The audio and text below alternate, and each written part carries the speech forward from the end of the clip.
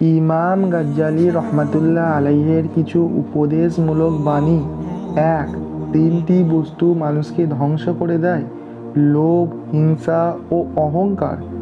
২. তিনটি অভ্যাস মানুষের জন্য সর্বমুখী কল্যাণ ডেকে আনে: আল্লাহর ইচ্ছার প্রতি সন্তুষ্ট থাকা, বিপদের সময় দুহাত তুলে আল্লাহর কাছে সাহায্য চাওয়া এবং যে কোনো সংকটে ধৈর্য ধারণ করা।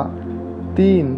মানব জীবনের সবচেয়ে বড় কৃতিত্ব হচ্ছে তার মন এবং জবানকে নিয়ন্ত্রণের মধ্যে রাখতে সমর্থ হওয়া। ৪.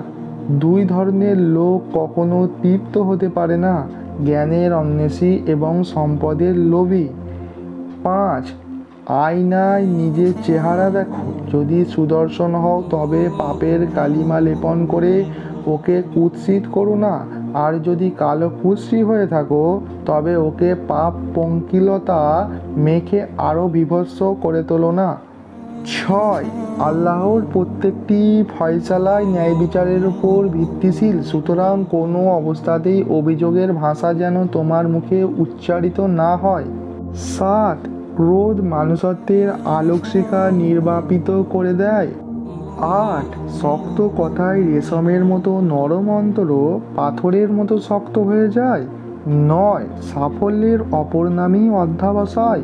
প্রিয় শ্রোতা, আমাদের একটা ভিডিও বানাতে প্রায় 2 দিন লেগে যায়। আপনাদের চ্যানেলটি সাবস্ক্রাইব করতে কয়েক সেকেন্ডও লাগবে না। তাই যদি চ্যানেলটি সাবস্ক্রাইব করে আমাদের পাশে থাকতেন তাহলে আমাদেরও আরও উৎসাহ বাড়বে আপনাদের জন্য নতুন নতুন অনেক শিক্ষণীয় ভিডিও বানাতে।